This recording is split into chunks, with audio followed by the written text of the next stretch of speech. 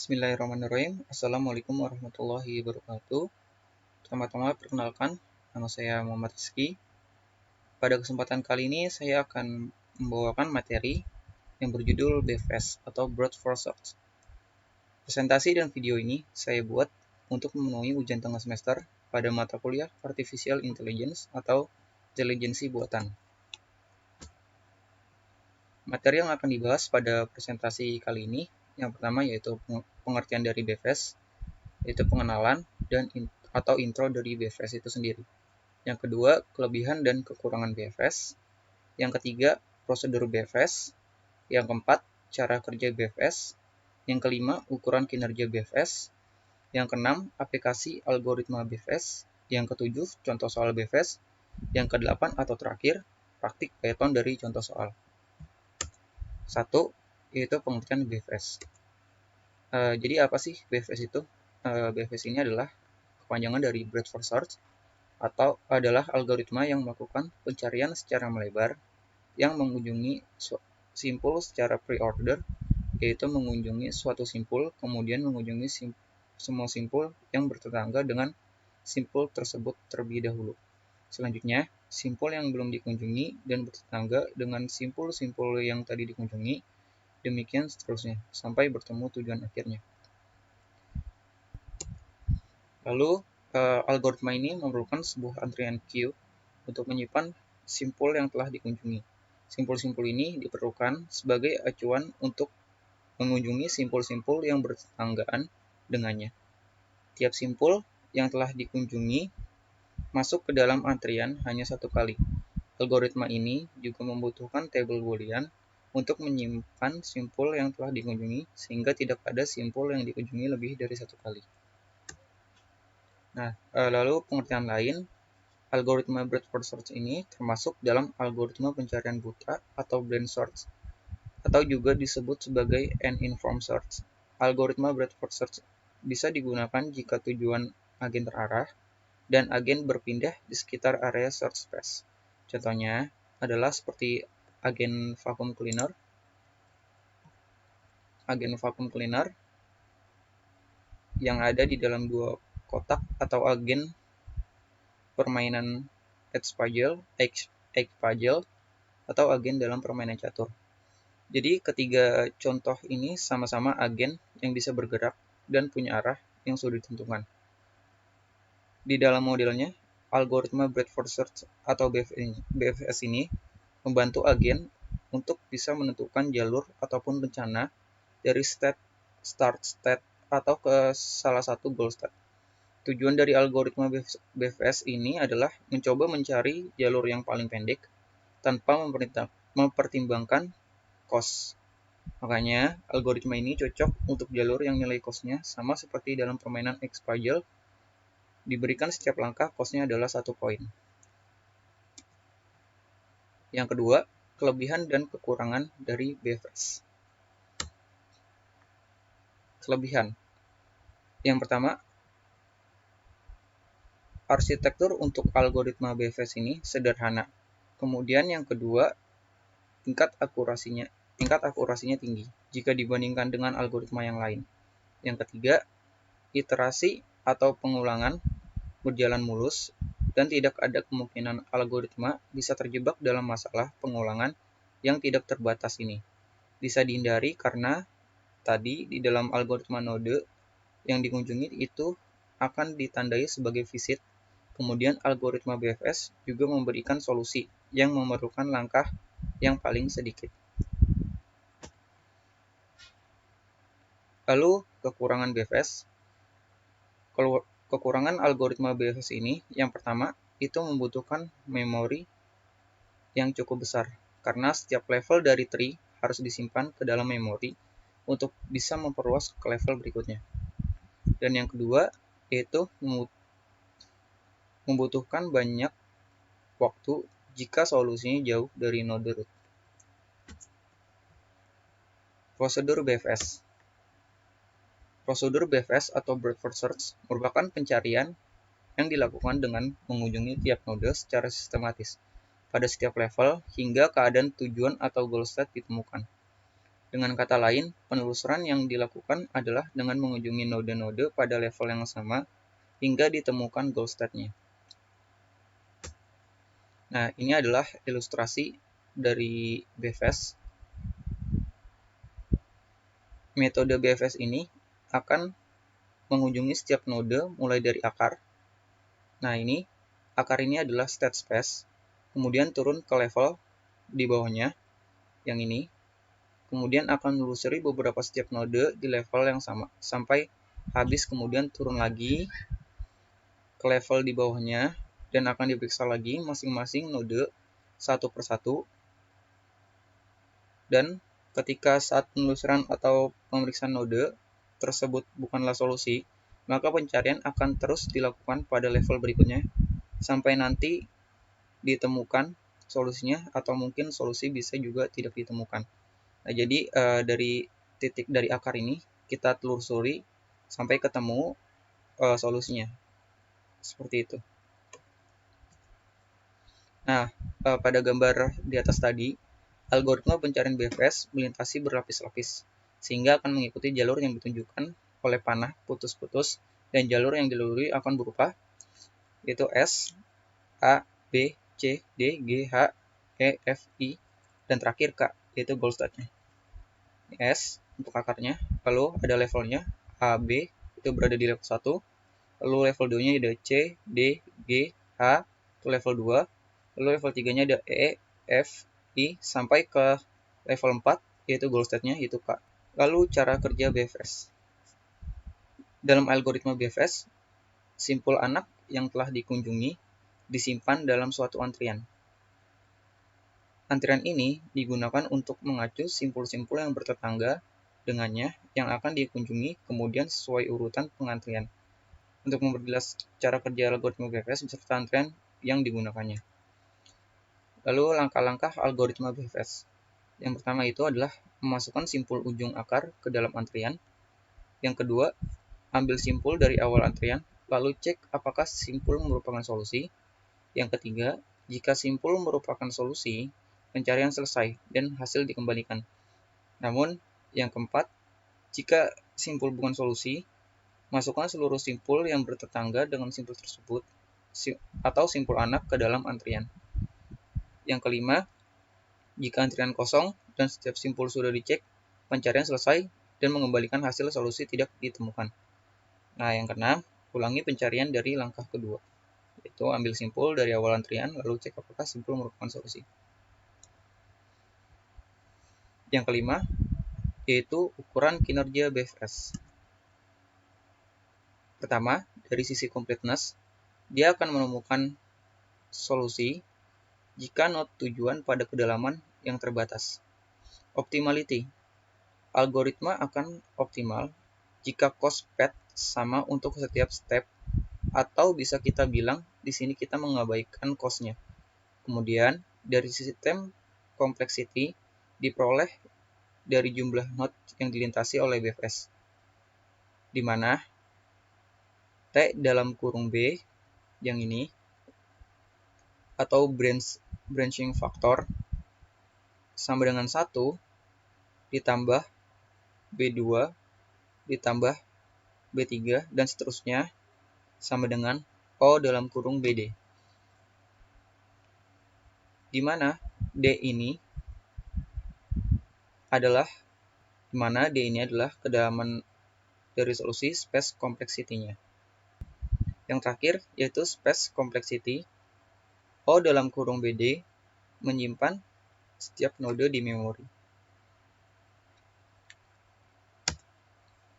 6. Aplikasi yang menggunakan algoritma BFS. Aplikasi yang menggunakan algoritma BFS contohnya adalah yang pertama di sini ada web crawler pada search engine. Algoritma BFS ini merupakan salah satu algoritma utama yang dipakai untuk mengindeks halaman web. Algoritma akan mulai melintasi dari halaman sumber dan mengikuti semua link yang berhubungan dengan halaman tersebut.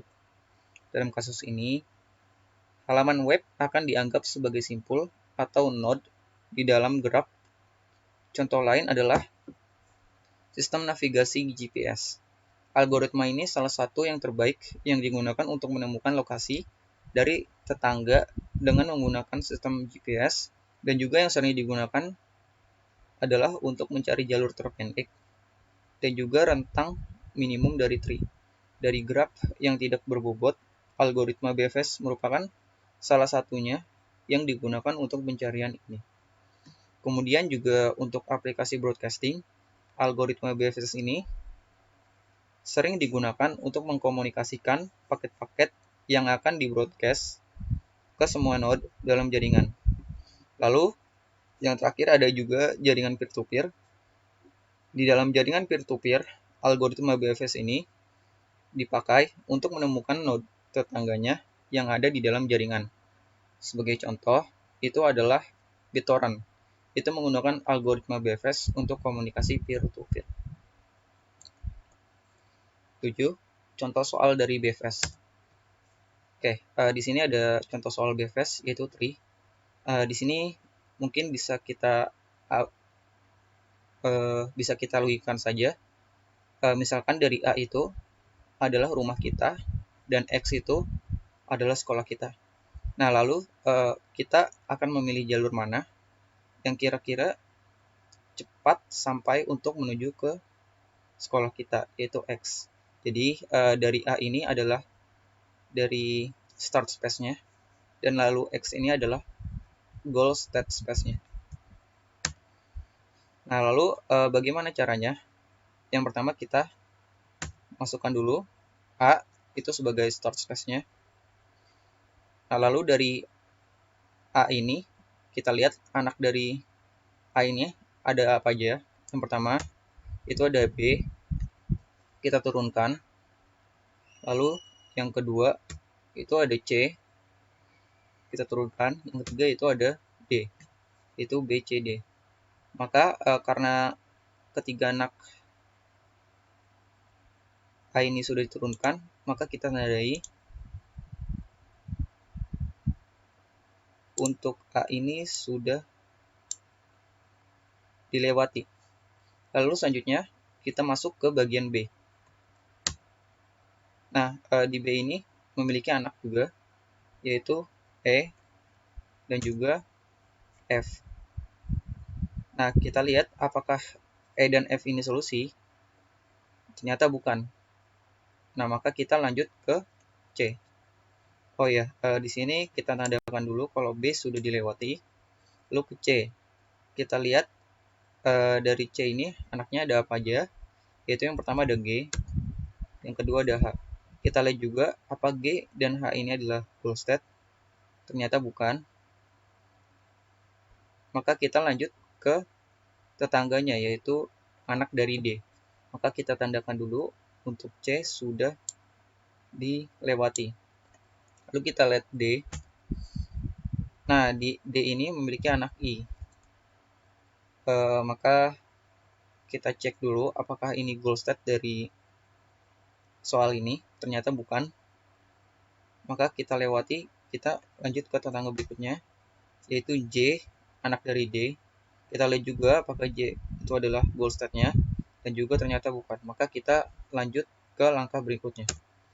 Nah, di sini kita tandakan dahulu untuk D sudah dikunjungi.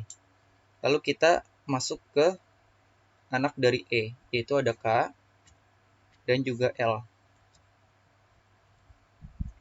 Maka kita cek dulu apakah K dan L ini adalah goal state-nya.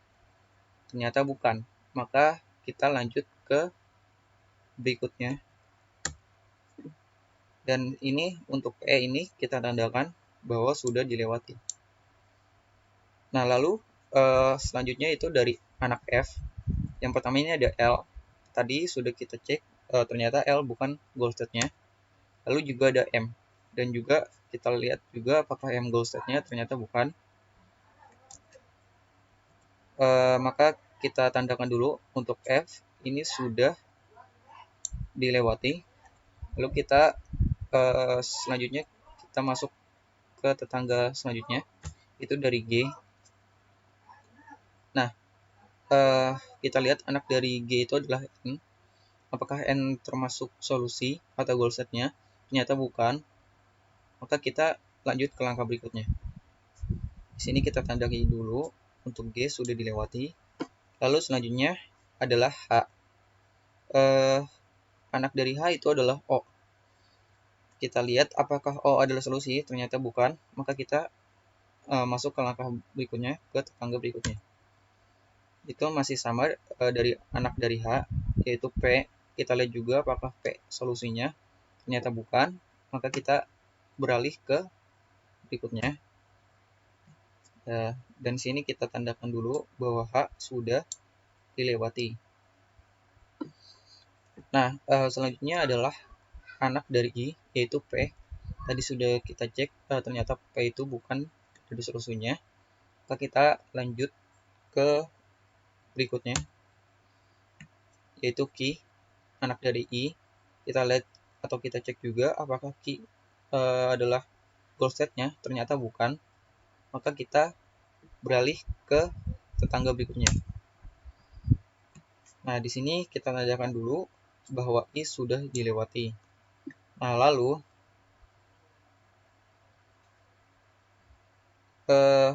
di sini kita beralih ke tetangga berikutnya, yaitu anak dari J, yaitu R. Dan ternyata ini juga bukan solusi, maka kita beralih ke langkah berikutnya. Sini kita tandakan dulu bahwa J sudah dilewati. Dari K, anak dari K itu adalah S. Dan ternyata ini juga bukan solusinya, maka kita lewati ke tetangga berikutnya. Ini kita tandai dulu bahwa sudah dilewati. Nah, lalu juga ada anak dari L, yaitu T. Ternyata ini bukan juga solusinya. Kita masuk ke langkah berikutnya. Nah, di sini sudah untuk MNO ini tidak memiliki anak atau keturunannya, maka kita lanjut ke P. Nah, kita lihat di P ini adalah anak dari P ini adalah X, yaitu solusinya. Maka oleh karena itu solusinya adalah sampai X ini. Maka hasil yang didapatkan adalah yaitu untuk menuju dari rumah ke sekolah, jalan yang dipilih adalah dari rute A ke B, ke C, ke D, ke E, ke F, ke G, ke H, ke I, ke J, ke K, ke L, ke M, ke N, ke O, ke P, ke Q, ke R, ke S, ke T, dan yang terakhir ke X. Jadi itulah hasilnya. Lanjut.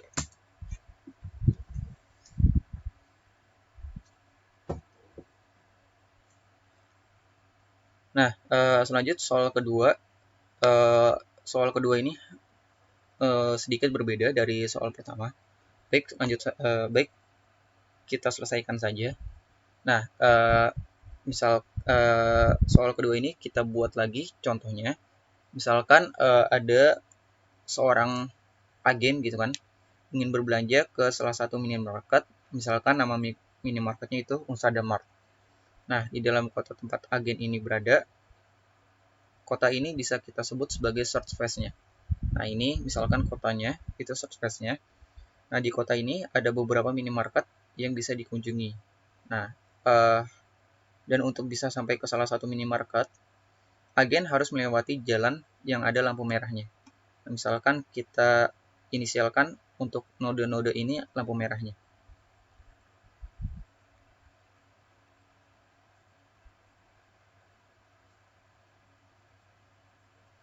Nah,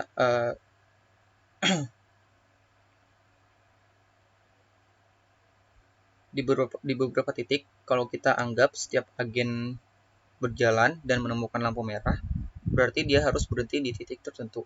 Tujuannya adalah bagaimana caranya agen bisa menemukan jalur dengan jumlah lampu merah yang paling sedikit. Sebelumnya tadi sudah dibahas, kita melakukan searching berarti kita harus merumuskan masalah terlebih dahulu. Seperti menentukan start set goal-nya, kemudian action, dan lain sebagainya. Nah, di sini saya hanya menekankan yang sudah ditentukan adalah start state, kemudian start state-nya.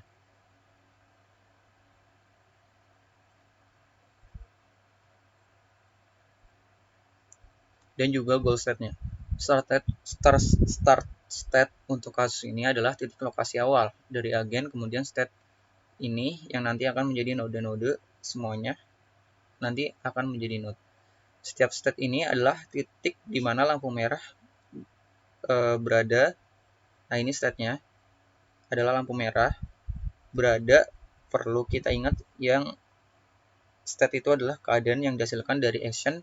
Jadi state ini bisa terjadi karena ada kejadian tertentu. Misalkan kita buat sebuah rule, kalau umumnya di dalam pemrograman biasanya pakai rule if else, kemudian itu akan menghasilkan suatu state atau keadaan. Setiap titik ini akan kita lambangkan dengan alfabet, yaitu yang pertama ada A, ada B, C, D, E, F, dan G. Nah, ini adalah state-nya, rule dari state-nya. Kemudian tujuan ini ada beberapa tujuan.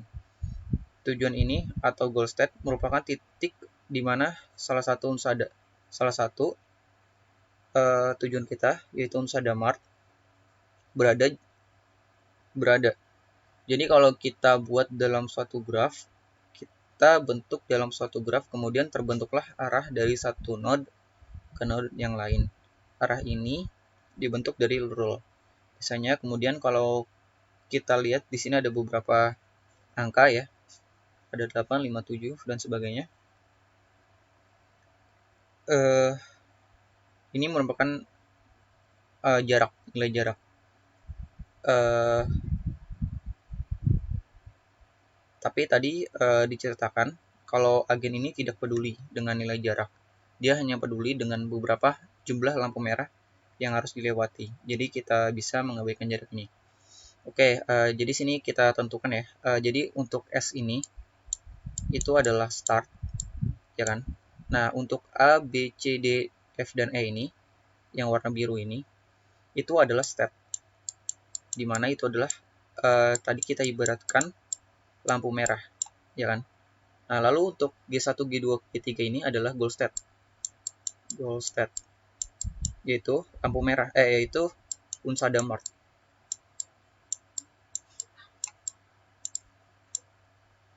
Unsada mart. Oke, lanjut ya. Kita tentukan solusinya. Nah, selanjutnya yang akan dilakukan oleh algoritma BEVS ini adalah yaitu membangun tree atau pohon biner. Kalau kita lihat ini kan soalnya kan masih acak-acakan ya untuk tanda panahnya, tidak seperti sebelumnya. Oleh karena itu kita buat tree atau pohon biner yang bisa diambil melalui search phase yang tadi. Nah, lalu sekarang kita akan coba memetakan graf ini ke dalam tree. Pertama-tama kita tambahkan node S. Nah, ini adalah start space sebagai rootnya. Setelah itu kita cek apakah S ini merupakan tujuan atau goal state-nya. Ternyata bukan, karena tadi goal state-nya itu G1, G2, G3 atau unsada mart ya, kalau kita contohkan. Nah, karena bukan, maka kita akan mencari jalur yang mungkin lagi ke arah node selanjutnya. Nah, kalau kita lihat di sini, S ini mengarah ke A, ke B, ya, panahnya ke A, ke B, dan ke D. Maka sekarang kita bangkitkan S ini, yaitu node childnya atau anaknya, yaitu A yang pertama, yaitu B dan D.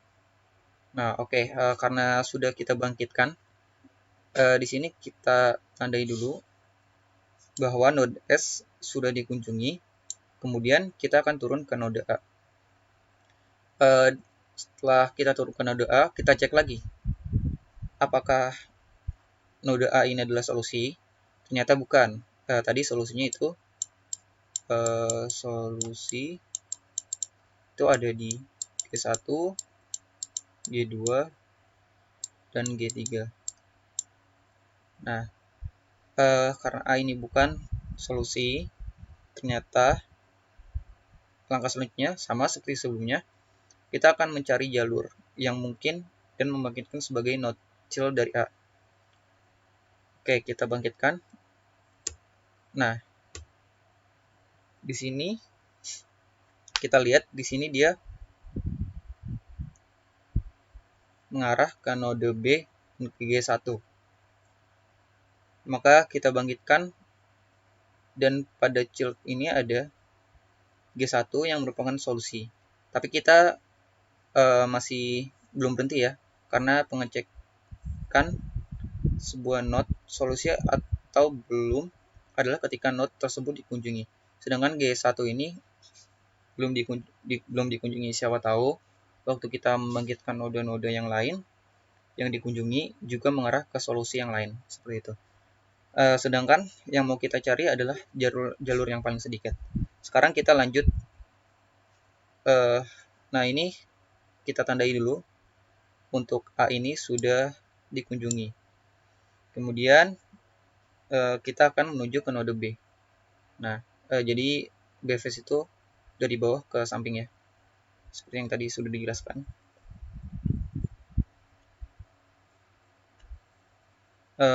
Lalu kita lihat apakah node B ini merupakan solusi atau tujuannya. Ternyata juga bukan.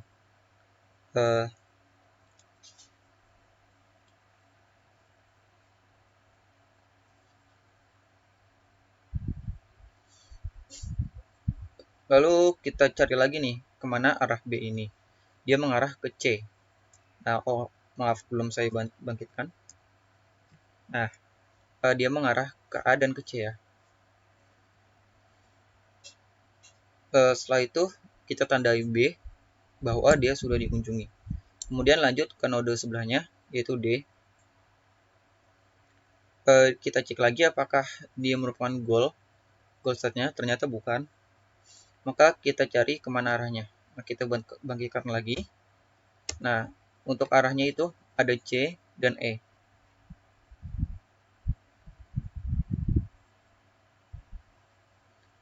Oke, karena kita sudah bangkitkan, kita tandai untuk D ini sudah dikunjungi. Nah, sekarang untuk level yang pertama ini level 0. Nah, level pertama sudah habis dikunjungi. Ya, karena kita sudah bangkitkan. Maka turun ke level selanjutnya, yaitu ke level ini nih. Nah, sekarang kita lihat B. Ya kan? Nah, ini ternyata sebelumnya itu sudah dikunjungi. Nah, bisa lihat di sini. Sudah dikunjungi, itu hasilnya A dan C.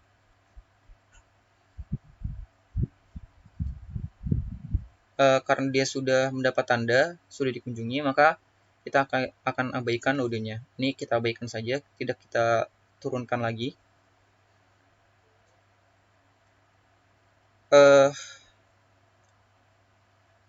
Kita akan lanjut ke node G1. Nah, ketika kita mengunjungi G1, apakah G1 ini merupakan solusi? Nah, ternyata iya. Di sini solusinya itu G1.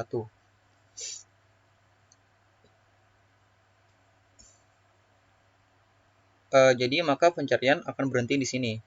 Kalau kita perhatikan, untuk bisa mencapai ke solusi G1, ya kan? Nah, algoritma ini harus mengunjungi node S, lalu ke A, lalu ke B, lalu ke G1.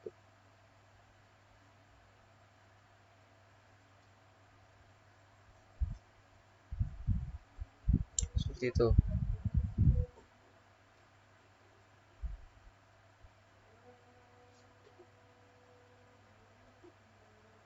Nah, kalau secara BFS, itu hasilnya dari S ke A, ke B, ke D, lalu ke G1. Nah, seperti itu. Nah, jadi untuk bisa mencapai ke solusi G1, algoritma BFS ini harus mengunjungi node S, A, B, G1 seperti yang disampaikan tadi, baru sampai ketemu solusinya. Dan kalau kita lihat dari sini, kita telusuri ke atas, ya, dari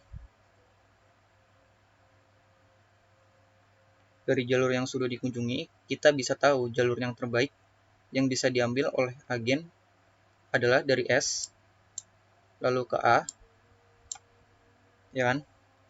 Kemudian ke G1. Nah, berarti dari sini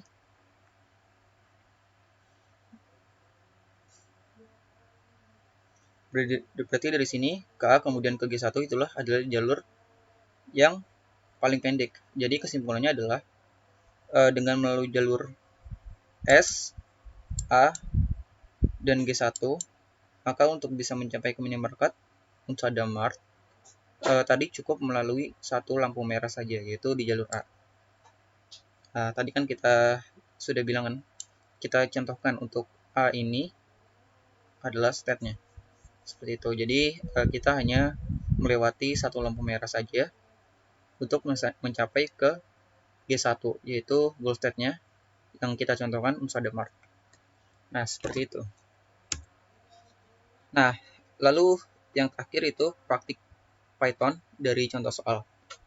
Sebenarnya ada beberapa cara untuk melakukannya, seperti menggunakan text editor seperti Visual Studio Code atau text editor online yang bisa diakses di browser. Cuman pada kesempatan kali ini saya akan mempraktikannya menggunakan Anaconda dan Google Colabs. Berarti untuk tipe filenya berarti nanti menggunakan Juniper. Oke, sebelum melakukan praktik, ada beberapa bahan yang harus dipersiapkan. Ketika ingin menggunakan Anaconda, teman-teman harus menginstal Anaconda terlebih dahulu. Bagaimana caranya? Pertama-tama, jika teman-teman belum memiliki installer Anaconda, teman-teman bisa download di browser yang teman-teman miliki atau sukai dengan membuka tab baru, lalu tuliskan Anaconda download, lalu enter. Nah, lalu teman-teman pilih yang website resminya, yang www.anaconda.com ini, terus klik Anaconda Distribution. Nah, lalu teman-teman di sini tinggal download. Untuk ukurannya di sini 510 MB. Nah, ini bisa digunakan untuk Windows, Mac, ataupun Linux. Nah, setelah di-download, lalu teman-teman install. Nah, karena di sini saya sudah menginstal, kita langsung saja masuk ke praktiknya. Oke, kita masuk ke terminal dari Anaconda Prom. Yang ini bisa dibuka.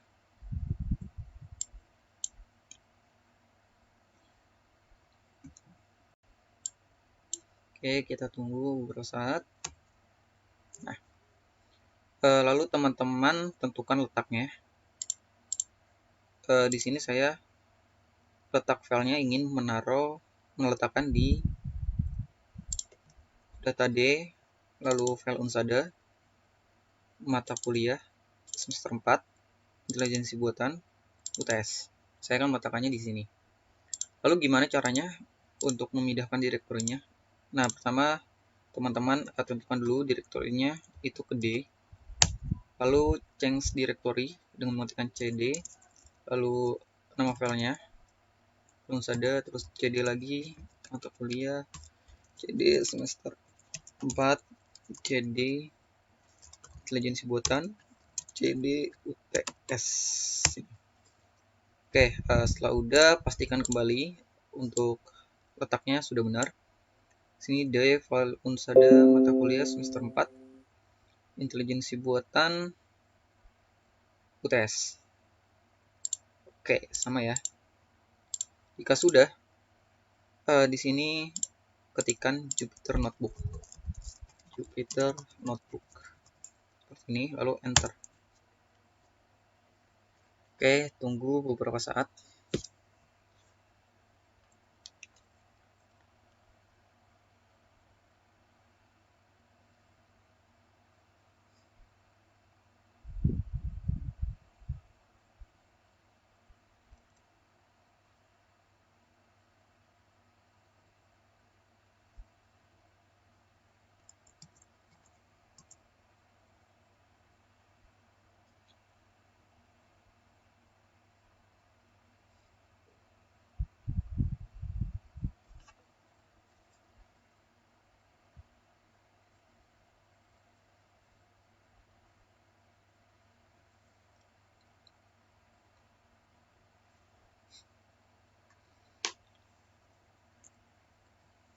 Nah, maka akan ke redirect ke browser File Explorer. Di sini saya tidak akan menggunakan File Explorer, melainkan saya menggunakan browser. Kenapa ini masuk ke File Explorer?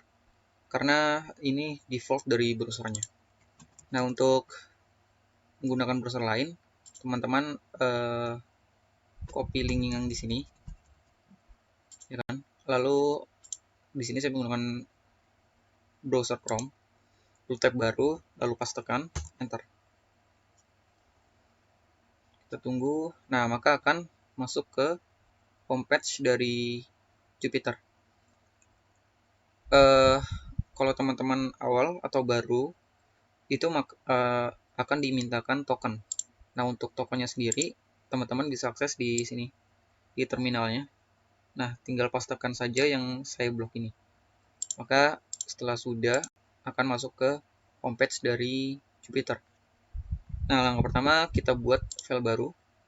Nah, untuk tipe filenya ini, IPy kernel. Oke. Oh, nggak bisa ya. Oke, mungkin kita ulang saja. Sini, anak muda.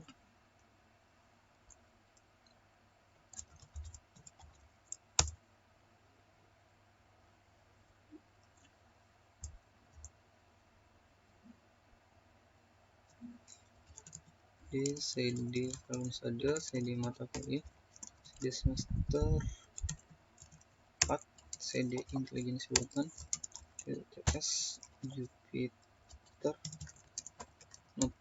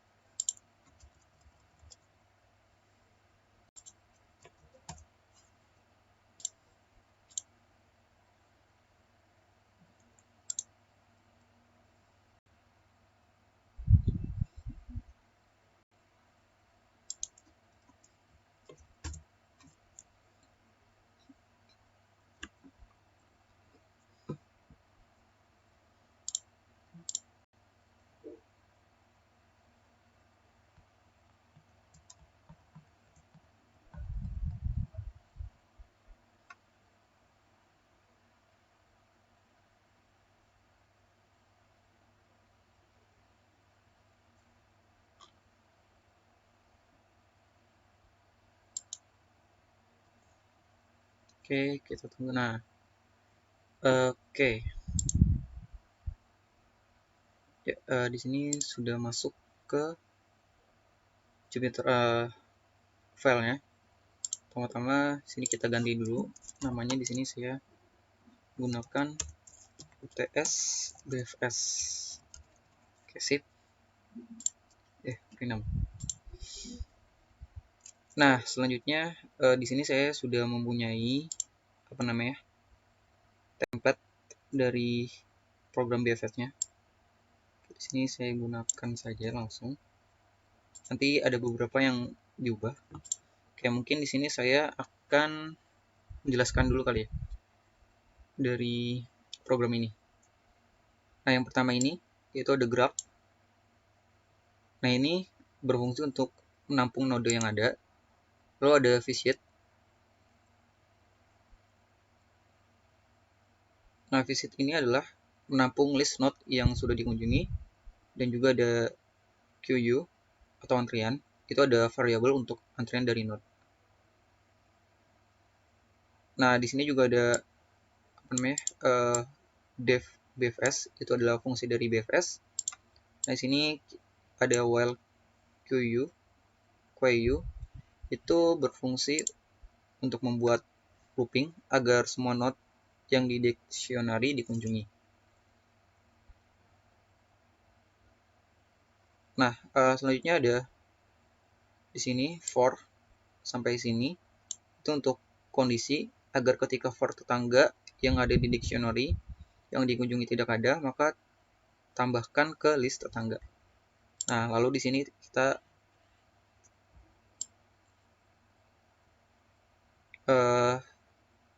tinggal manggil fungsi bfs-nya dan kita cetak kayak seperti itu. Oke, jadi kurang lebih seperti itu penjelasannya. Di sini saya agar tidak bingung dan memudahkan, saya akan memasukkan gambar dari soalnya. Yang pertama itu ada soal satu ini. Nah, ini saya akan masukkan di Jupyter. Bagaimana caranya? Saya di sini menggunakan link Google Drive saja. Sebenarnya cara manual juga bisa, cuman saya lebih memilih menggunakan link dari Google Drive. Oke, yang harus dipersiapkan adalah di sini saya sudah mempunyai scriptnya. Saya copy dulu. Oke. Nah, untuk gambar satu, nah di sini kita ambil linknya. Pastikan juga sudah sudah public untuk linknya, jadi bisa diakses oleh orang lain. Dapatkan link. Nah, untuk file untuk link yang diambil cukup pada bagian ini. Kita copy. Selesai. Lalu pada bagian di sini kita pastekan.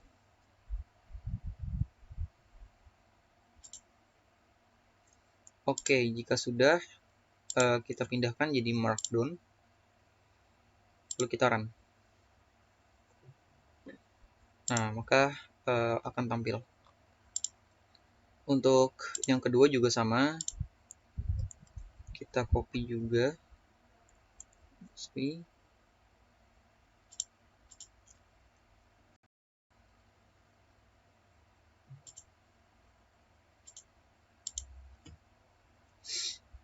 Ini.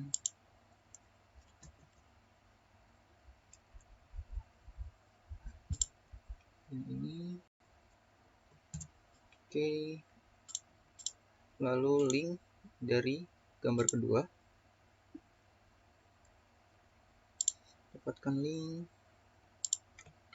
Oke.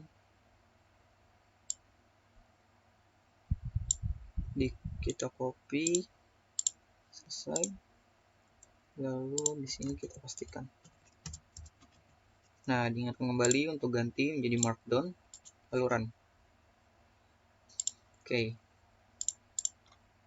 Nah, untuk kodenya juga, scriptnya juga sama. Ini. Oke, kita lanjutkan.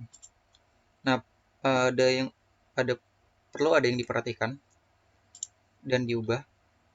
Pada bagian diubah itu kita hanya ubah pada bagian graph. Nah, jadi misalkan di sini A untuk parent-nya. Nah, di sini kita isikan parent-nya A. Lalu pada bagian yang di kurung kurawal ini kita masukkan node-nodenya. Jadi node dari A itu apa aja? Itu ada B, C, dan D. Maka di sini kita masukkan B, C, dan D. Seperti ini.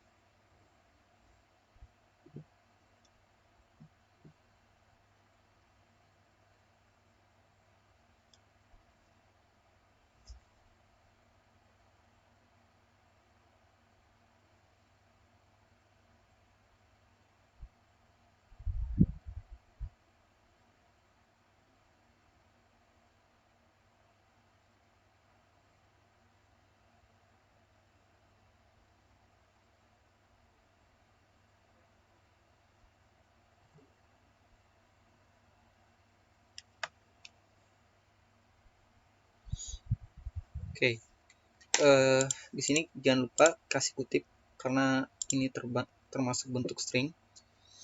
Oke, lanjut ke bagian kiri sini. Node dari B itu apa saja? Yaitu ada E dan F.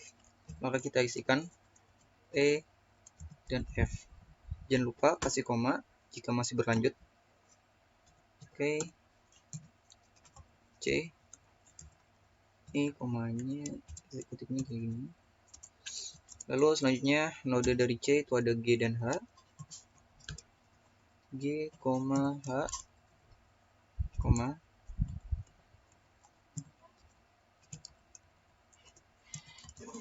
Lalu dari node D itu ada I dan J. I, J, koma. Lalu masuk ke bawah ke level 2. Di sini ada E. Node dari E ada K dan L. K, L, koma.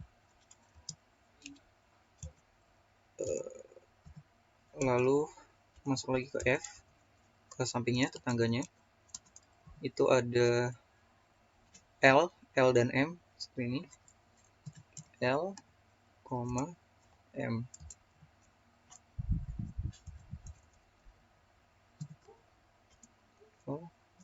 M, dan seterusnya seperti itu. Oke, sini biar cepat saya pastekan saja.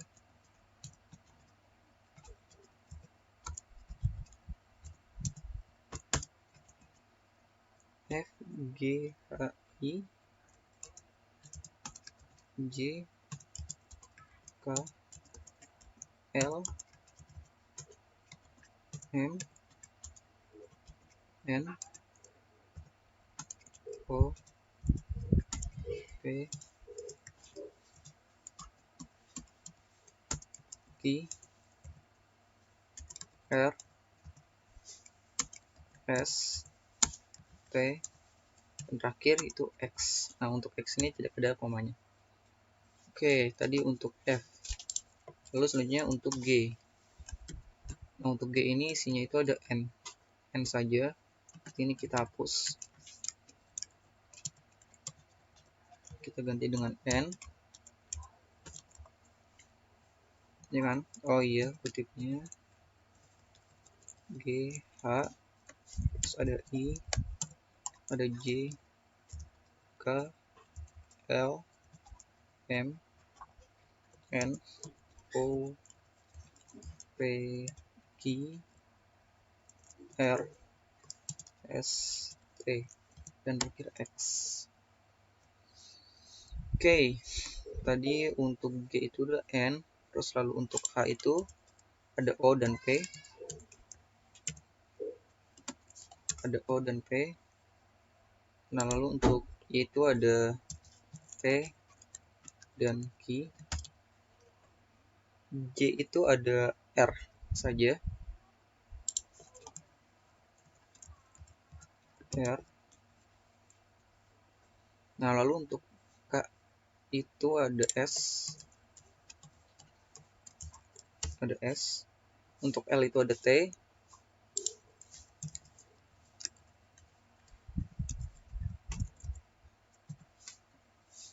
Terus untuk M itu kosong. Nah, perlu diperhatikan.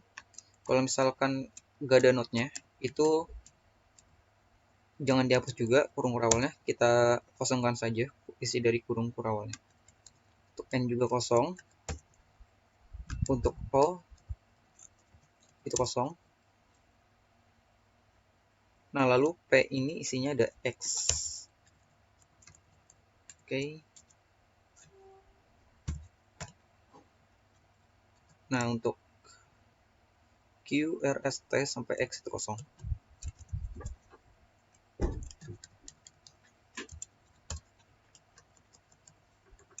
Oke, kita hapus.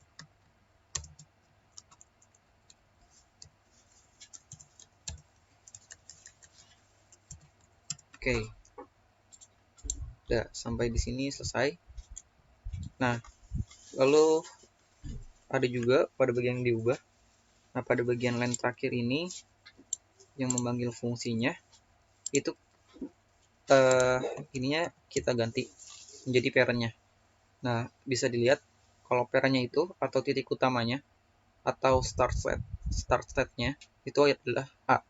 Maka kita isikan A seperti ini. Lalu jangan lupa kita save. Nah, jika sudah, maka kita run.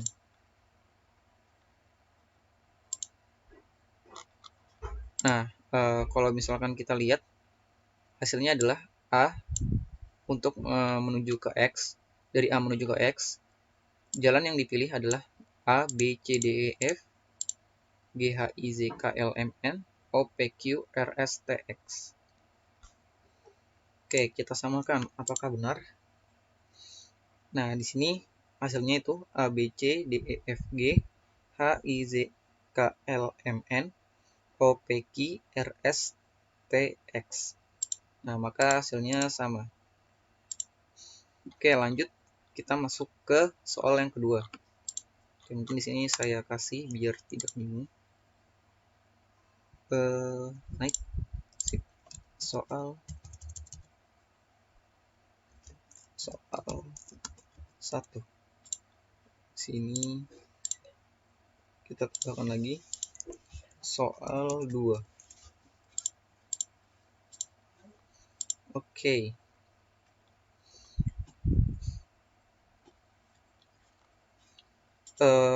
Sama seperti yang soal tadi, kita hanya merubah pada bagian grab dan fungsi calling, manggil fungsi.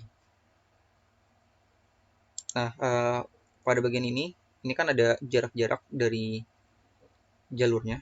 Ini kita tidak perlu memfungsikan atau kita abaikan saja, karena BFS ini hanya mencari node-nodenya saja, node-nodenya saja, tidak mencari jaraknya. Gitu. Oke, yang pertama itu ada S. Nah, seperti biasa, jalurnya itu kalau BFS dari parent ke kiri, lalu ke samping, ke tetangganya, lalu ke kiri lagi, ke samping, ke kiri lagi, lalu ke samping, lalu ke kiri lagi. Itu sesuai dengan levelnya. Nah, kalau misalkan kita lihat, pada soal ini itu ada level 0, level 1, level 2, itu ada isinya G1, F, dan E. Lalu level 3 itu G2, dan yang terakhir level 4 itu ada G3. Oke. Yang pertama, dari S itu sendiri. Untuk S itu isi nodenya itu ada A, lalu ada B, lalu ada D. Kita kasih koma. Lalu kalau BFS tadi, kalau misalkan dari atas ke kiri, berarti selanjutnya itu ada A. Nah, apa aja isi A? Yaitu ada B dan G1. Kita isikan notenya B, G1. G1. Lalu ada B, apa aja isinya? Yaitu A dan C. A, C. Selanjutnya itu ada C.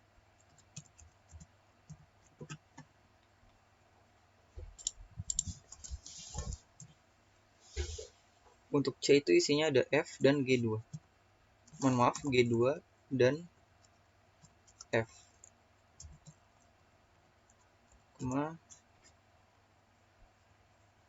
Oh, dan ada 3 ding, yaitu S, G2, dan F. 2 dan F.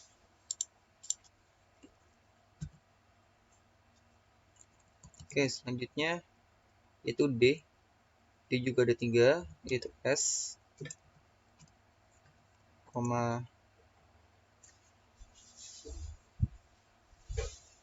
C, E. Kita koma dulu, koma lagi. Lalu selanjutnya kita masuk ke level yang kedua, itu ada G1F dan E. Tuliskan G1 2 kurung awal. Untuk G1 isinya kosong. Lalu untuk F itu isinya G3.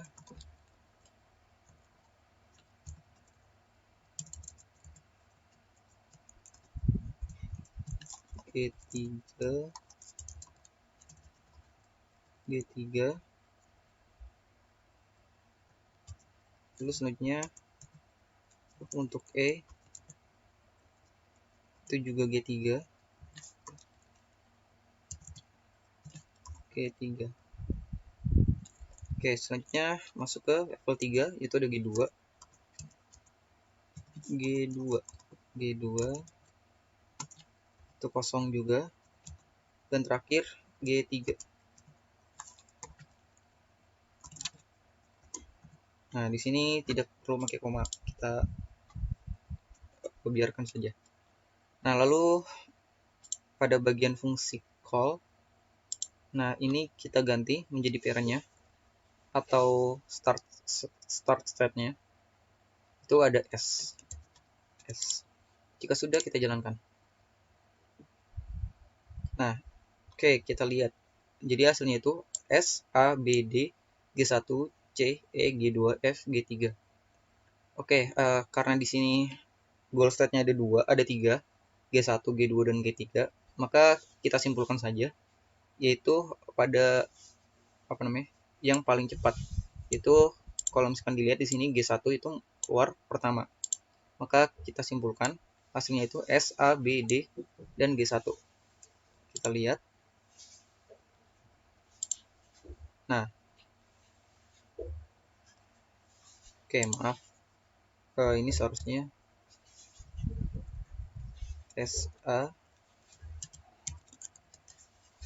B, D, G1. S, A, B, D, G1. Oke. Ya, kita lihat ternyata hasilnya sama dengan program. Baik, jadi seperti itu menggunakan program dari BFS. Baik, itulah materi yang dapat saya sampaikan. Kurang lebihnya mohon maaf. Wassalamualaikum warahmatullahi wabarakatuh.